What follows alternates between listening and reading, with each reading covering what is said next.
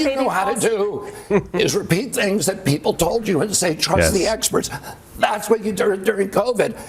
Now we know that Anthony Fauci, who was the expert, was lying about everything. How could we, the layman's, be right on the lab leak, in contrast with Dana Bash, on lockdowns, on masks, the way they were being used not working? How were we able to be right about all of that and no one at CNN heard any of it? RFK Jr., lifelong Democrat. He is a member of, would we say, at least top 2 most famous Democrat families? I would think so, yes. Kennedy? Yeah. Okay. Top 1, probably. Lifelong Democrat. Kennedy ran for the Democrat nomination as a Democrat with a running mate who was a Democrat. Okay? And even he is warning you against voting Democrat because he's peeked behind the curtain. It's time for media malpractice.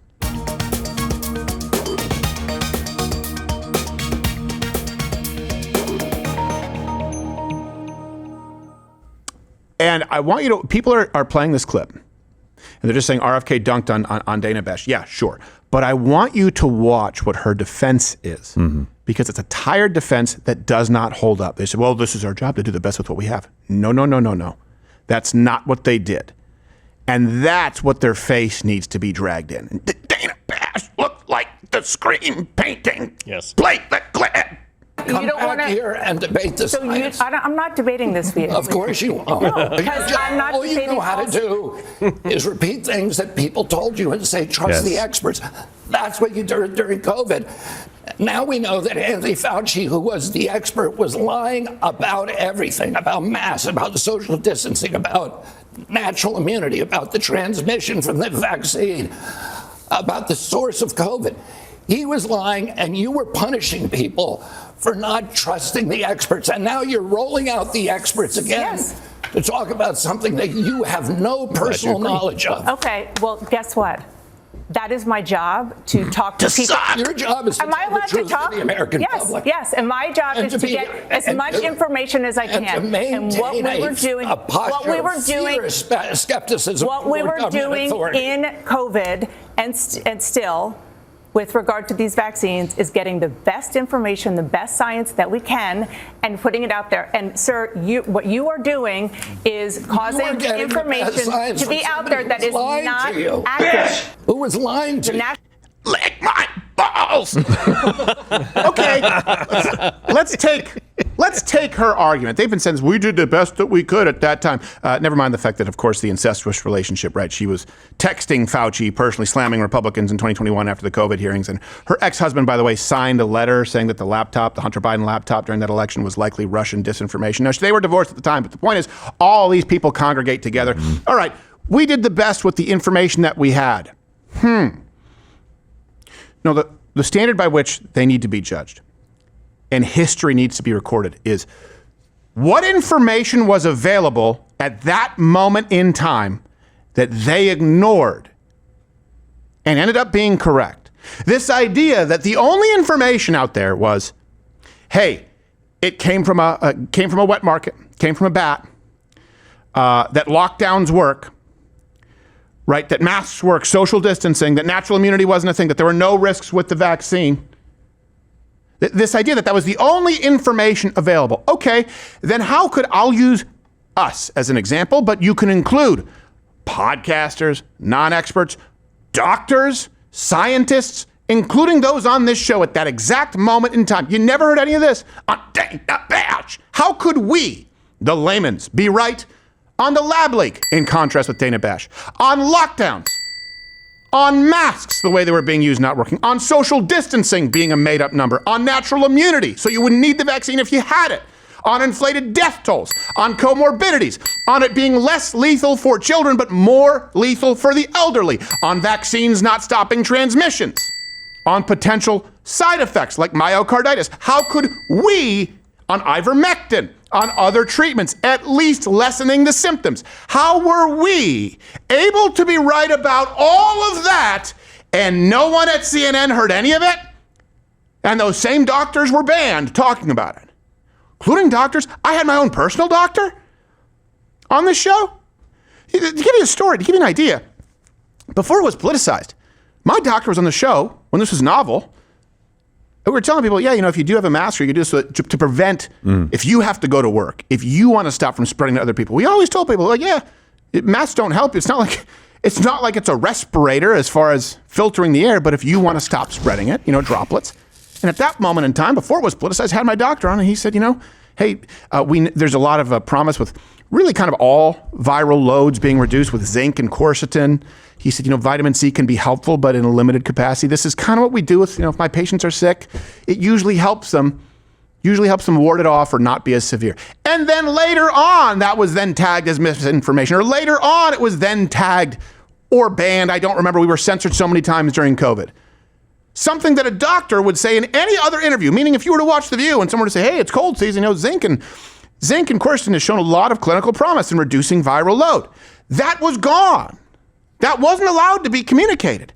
How did we get all of it right? It's bullshit when they say we did the best with the information that we had. No, you didn't. You were busy colorizing Joe Rogan to make him look sicker and relabel ivermectin horse paste medicine as though it wasn't one of the most common anti-parasitic medications for human beings in the history of mankind. You were not doing the best with the information that you had. Here's what they were doing, and there are a lot of similarities. They were lockstep with communist China, which is also why Bill Maher shouldn't be surprised at socialism. Just look, the CCP forced the media to toe the line, right? That's what happened over there. What did America do? The American media? Exact same thing. Exact same thing. CCP, early COVID, what were they doing? What did we do? Let's go through this. Let's go through a couple of comparisons. We've got 3 for you. Key fact 1. Communist Chinese Party silencing doctors. We knew that. What happened in America? Media silenced doctors. Currently practicing doctors. First it was hydroxychloroquine, zinc, vitamin C, just to try and help people. Then it was ivermectin. Let's go to the second example. You have doctors. What did the CCP do? Silence citizen journalists. Remember that? Here's a clip. A Chinese COVID-19 whistleblower has been given 4 more years in prison, according to Reporters Without Borders. Zhang Zhan had already served a 4-year prison sentence after she posted accounts of the early spread of the coronavirus from the epicenter of Wuhan. The citizen journalist was first arrested in 2020. It followed months of her reporting on crowded hospitals and empty streets that painted a more dire picture of the disease than the official narrative. Communist China, you expect it. What happened in America? Media silenced citizen journalists. And by that I mean government, legacy media, and big tech all work together. We right here were censored. We were banned from YouTube in real time before the midterms for citing the CDC. We said COVID is significantly more lethal to the elderly, but significantly less lethal to infants. We cited the CDC 1 year of standard flu deaths, more than all COVID data combined. And we actually covered that in a way that would help you, the viewer. We said, so just be aware, a lot of people forget the flu is actually much more serious than people take. Certainly for young people, your children are at greater risk of the flu than COVID. So this mass hysteria is misdirected. We cited the CDC and were censored. Dana Bash, we were just doing the best with the information that we had. Bullshit. Give you another example. 3. How did the CCP silence all their critics?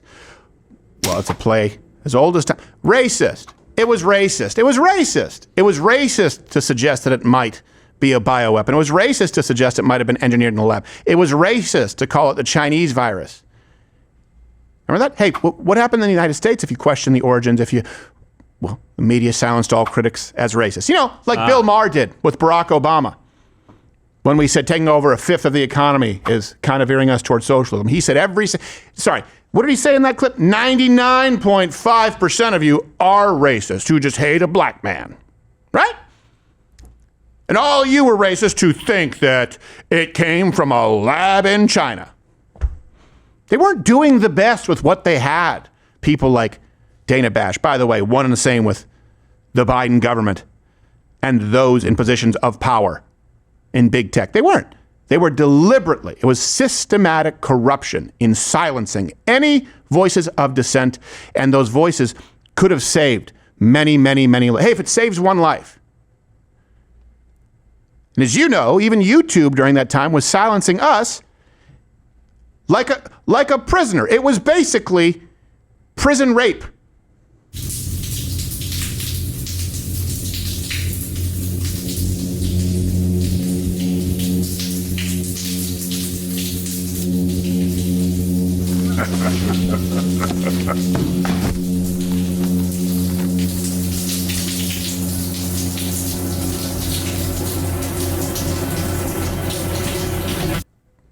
It's as though Dana Bash doesn't remember this exchange with President Trump.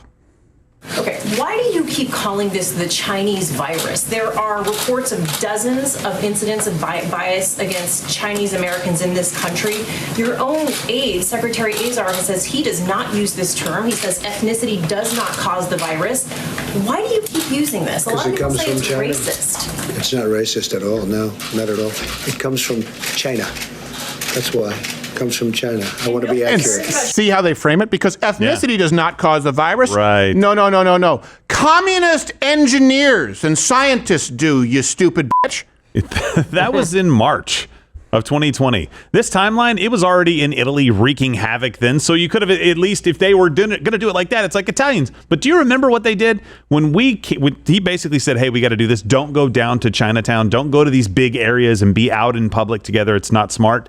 You had Nancy Pelosi and the Democrats going like, I can't believe how racist he is, and going down there and bopping around. It wasn't about Chinese people necessarily. It was about being out in big crowds. It wasn't about Chinese people at all. No, well, listen, there would have been a higher propensity of saying, hey, maybe if somebody did travel back, it could spread there first, but it's going to go around. But it was in Italy and other places at that time too, wreaking havoc. But she goes, because ethnicity, no one said ethnicity has anything to do with the No, virus. of We're course talking not. about a foreign nation lying about the origins. Yes. And potentially engineering a virus. At best, avoiding accountability. At worst, deliberately releasing this into an unsuspecting public, or they're happy about it. That's what we're talking about. But they frame it that way. You know, your criticism of President Obama, a black man. What? And by the way, this adds a new wrinkle here. I highly recommend that you go check this out. Natalie Winters just exposed a communist Chinese part of the CCP pipeline that recruited specifically American journalists, including but not limited to Ron Brownstein, a CNN senior political analyst, David Sweeney, former NPR managing editor, Matthew Iglesias, Vox co-founder. That's a big one. Ezra Klein, Vox co-founder. And then David Rode, MS Now senior national security reporter. These journalists were given unfettered access in exchange for favorable coverage of the CCP, Beijing, however you want to put it. This actually, Rode wrote this in an article after his trip. Unlike the United States, where free market advocates deride the role of government, the Chinese state has played a central role in creating, supporting, and expanding businesses here. Americans, meanwhile, should accept that large-scale manufacturing will never return to the United States. It should likely be in China. Keep in mind, Ezra Klein, Matthew Iglesias, right? They were Vox co-founders, co-producing videos, series with YouTube, who were also trying to break into the Chinese market and banned dissent, banned criticism of Vox under the guise of homophobia of yours truly. That was the Vox apocalypse. They were working hand in hand. So this idea, it's not a conspiracy. It's a phone call with 10 people. And now you've got a list. You've got a list of these people in chain emails, guys. It doesn't require everyone at Area 51, including the janitor, be in on it and keep their mouths closed. It just requires that a handful of people, let's say at that point in time, Jack Dorsey, Susan Wojcicki, maybe a couple of Mark Zuckerberg, and Ron Brownstein, David Sweeney, Matthew Iglesias, Ezra Klein, David Rode. That's all you need. That would be all you need, and maybe create a department in government to reach out to media to completely silence any and all voices of dissent. If you could toss Dana Bash on there, hey, that'd make it a little bit tighter for them to silence voices of dissent. That's all you need. Just add those names up, add 3 people from big tech companies. Any opposing viewpoints? Gone. Oh, ivermectin? Gone. Oh, the flu might be more deadly for young people? Gone. Oh, lockdowns might not? Gone. All of Sweden? Gone. Doctors in California? Gone. You have the list before you. You don't need to come up with a conspiracy. Check the references, link in the description, every single show. We did the best with the information that we had. Bill Maher, well, I didn't know. I'm a classical liberal. Can you guys fuck off enough?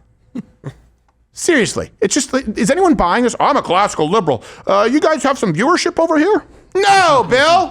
Not for you, we don't. No, Cuomo. Go dunk on an 8-foot rim claiming it's 10. Oh, come on. Not that again. It was 7.5. By the way, this is the same excuse that Jake Tapper and the same people trot out over Biden was totally fine. Biden was totally fine. He didn't have any dementia or any issues with memory or any speech issues from the memory affecting him and his abilities. Nothing. We didn't know at the time. Right. You actively chose. Listen, I'm not a rocket scientist. Stephen is, I think, much smarter than I am and much more likely to remember every single thing that he reads on a subject than I am. It didn't take me long to figure out, wait a minute, we've known for 100 years that this isn't going to work.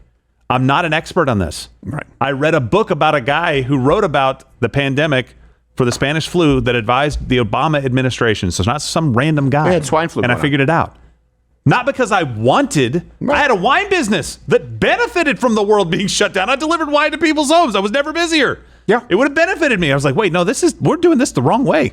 Unless you're threatening people with being shot for leaving their homes, it won't work. The U.S. military found that out during the First World War. Yep. And it didn't work. They were doing the best with the information they had, guys. That's all it was. Also, at the same time, can we let in 12 to 20 million unvaxxed? We should, yeah. They don't wear masks. Yeah, can we do that, by the way? And by the way, give them space to destroy Summer of Love. Yeah, We're not really concerned because they're outside. Let them out. Yeah. I was in a state, to give you an idea how bad it got because of doing the best with the information that they had, where I was maybe 20 miles from a riot in Michigan in a major city, protest, stuff being burned down, and wasn't permitted to sit on a patio with my family. That happened. That happened to the tune of millions of people. And they want us all to believe right now, they were just following the science. I was there, going back to Bill Maher. I was there at the first Tea Party. One was in South Fork Ranch, I believe is what it was called. Dallas. Michelle Malkin was there. Funny enough, what was his name? Mickey Dolenz from the Monkees? I don't know. And I watched them protest the biggest spending bills of all time and this push towards socialism under Barack Obama. Places were left cleaner than they were found. And I watched Bill Maher refer to them all as racist teabaggers and that socialism was just code for the N-word. I've watched all of this. No, you can't say now, we couldn't foresee this coming. That would only work if there weren't millions of people out there, like me. I'm not saying that I'm anything special. I know that you're watching, you're listening. There were millions of people out there, like you, like myself, who said this is exactly how this will unfold. This is what's coming. Either way, it would mean that people like Bill Maher and Dana Bash are idiots. Hey, do you like what you saw? I don't know how because it's on YouTube and we have to cut all the good parts out. So you should tune in live weekdays at 11 a.m. Eastern on Rumble, where we can still speak freely and even use words like and get and so. Whoa. You've been here this whole time? Yeah. Snuck in.